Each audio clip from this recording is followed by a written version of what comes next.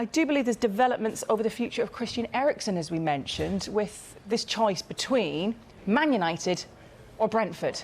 That's right. A significant 24 hours in the future of Christian Eriksen. Good morning, Hayley. Great to see you. This is a really fascinating story at the moment because Christian Eriksen is quite simply deciding on two options. One is Manchester United. The second is Brentford. Quite amazing to think that 10 years ago, Manchester United were challenging for Premier League titles. 10 years ago, Brentford were in League One preparing for their first game of the season, which was against Bury. Wow. They're now competing in the same market to sign the same player. And I, for one, am really intrigued as to how this one plays out. So both offers are fair, respectful and decent. Christian Eriksen is very aware that Manchester United are a huge club and have offered him a really good, strong deal. The same with Brentford.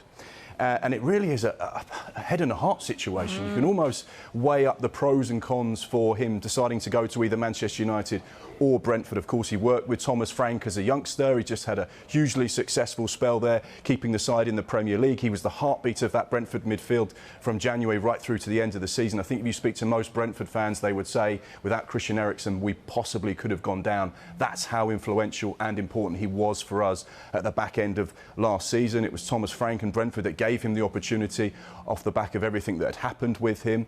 So therefore, there's a loyalty there to the football club. But then of course, you've got Manchester United, one of the biggest clubs in world football, revitalising that squad, that midfield. And you've got Erik ten Hag, who was someone that allowed him to train with Ajax off the back of what happened in the Euros. So there's a really nice connection there as well. You've got Christian Eriksen's family who was settled in London, doesn't necessarily want to move anywhere outside of London, so that's important for him. Money is no motivating factor in this deal. So it's purely for football reasons, and he's got these two huge opportunities. So it's going to be fascinating as to how this one plays out. There's no rush or timescale on the decision. Christian Eriksen is very relaxed at this moment in time. He knows he's got options on the table, and playing football and being in the right place is key. Now, something you mentioned to me earlier on actually was Gary Neville. Now, Gary Neville has actually been tweeting as well. Take a look at this because I think this is really interesting. Now, I haven't got my glasses on, Hayley, so you're going to have to read that for me. OK, with a squint and a look. Yeah, he said that's why dividends have to stop for a period. Every penny has to go back into the club until it becomes attractive again. This club has become a graveyard for players, culturally for owners. To take money out of poorly performing business is demoralising. And this is, of course, an article that Sky Sports have posted on their website about the fact that these dividends are going to be taken out of the club. They're looking at the finances of things and using Christian Eriksen as an example of the type of player that they're going for. And Gary Neville just really unhappy with the whole situation with regards to, I guess, everything in the way that the club is being run. Yeah, so allegedly there are dividends being taken out of the football club going to board members today, which is something that happens at football clubs. But what Gary Neville is referencing there is that why should money be going out of Manchester United when we're trying to rebuild this side, regenerate Old Trafford and invest in the academy, the infrastructure and rebuild this fantastic club into the great club that it once was? And how are Manchester United competing with Brentford? And that's no disrespect to Brentford.